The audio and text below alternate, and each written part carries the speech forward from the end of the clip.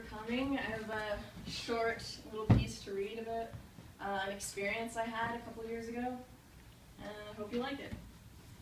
So, it was almost exactly 2 years ago now that I was sitting on a pillow on the floor of a house in downtown Toronto. I was sitting in a circle of 7 strangers, surrounded by food and wine, and all of us were completely naked. And we all looked at each other kind of apprehensively, as though we weren't allowed to see one another's naked bodies, as though none of us had consented to sitting in front of each other with all of our clothes off, but that was kind of the point of why we were all there. We were in the apartment of Caitlin Roberts, ethical pornographer, sex blogger, and host of Toronto's only Body Pride workshop, and not to mention all-around awesome person. If you ever go to Toronto, look her up. I will give you her info. She would love to meet any of you. And she knows I'm talking about her tonight. Anyway, we all sat in this circle, Caitlin, her co-host, and her 6 guests. And within this intentional space, created for the purpose of conversation, for the purpose of acceptance, and for the purpose of non-sexualized nudity, I looked at everyone's bodies, and I noticed the different size and shape of all 4 penises in the room. I noticed the difference in color of all of our pubic hairs and every single one of our nipples. And I noticed the asymmetry of all 4 pairs of boobs, 3 of those pairs attached to women who were much more feminine presenting than myself. And I thought about my own body, my small boobs that I never really felt a connection to in any feminine way, but a connection to as a part of my body. And I thought about how a few months earlier I had injured myself and stopped training sports, but I was still fairly slim and muscular. And I remember family members telling me at the time, "Beth, you're too skinny," but I never felt that way, I never thought so. The first question Caitlin asked us was, why did we all come? One person said to try something new.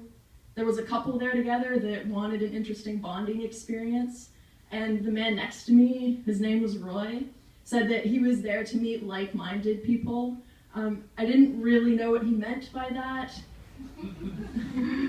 We all seemed so naked and so different.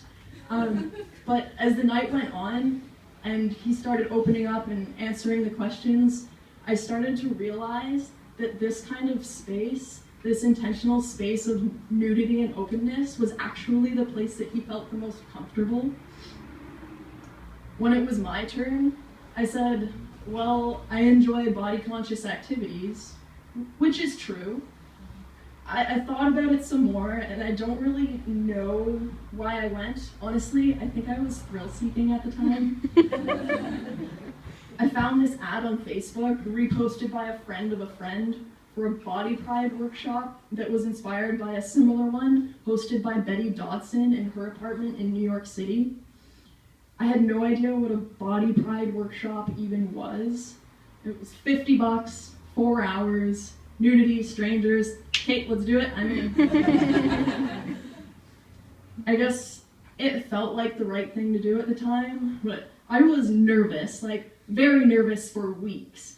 And I had no idea what I was getting myself into, but maybe I was in need of some sort of validation that I wasn't getting from the rest of the universe, or maybe I was challenging my own anxieties.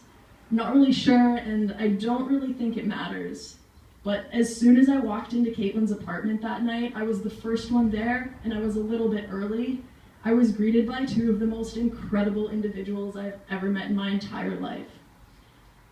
I don't know if you've ever had this experience before, but when you walk into someone else's space, a strange space with strange people, and you're immediately comforted by their energy. That was my experience that night, and I felt that with every single person that walked through the door after me. And as soon as I met them, and when I was sitting down in the circle, I knew I was in the right place.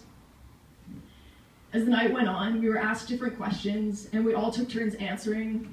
Everyone was given as much time as they needed to answer in any way that they wanted, and we all listened. We were asked questions about our relationship with masturbation, we were asked questions about how nudity was perceived in our households growing up. One person talked about how nudity and sex were never things that were openly discussed in their household. She told us that she grew up with a lot of shame and a lot of insecurity about exposing her body, even in safe spaces with others. And at 26, still grapples with these insecurities. Roy, he explained that nudity was a normal part of his upbringing and remembered showering with his dad up until about the age of 10. And he now identifies as a nudist and takes his clothes off as soon as he gets into his apartment, spending his at-home time leisurely with his clothed roommate, him just completely naked. And having now learnt this through personal experience, when he asks someone to hang out, he generally proposes the offer by saying, "How about some naked tea?" I talked about my experiences growing up watching my mom getting dressed in the mornings. I would sit on her bed and be talking to her while she was naked, and my brothers would do the same thing. Whether or not nudity was appropriate in the context of these moments was never a question. It just was. And whether or not bodies were somehow wrong or ugly for being what they were was never an issue, because those ideas just didn't exist in those spaces. And those ideas didn't exist in that space that night. Everyone was beautiful in their flesh and their vulnerability. I remember Roy saying to me later that night that he had shared things about himself that he had never told anyone. I remember feeling that same openness. Somehow I felt not only comfortable, but comforted, naked in front of strangers. And completely at ease, sitting on a floor with a small cloth tucked beneath me that had been handed to me at the beginning of the evening for the purpose of absorbing my genital sweat.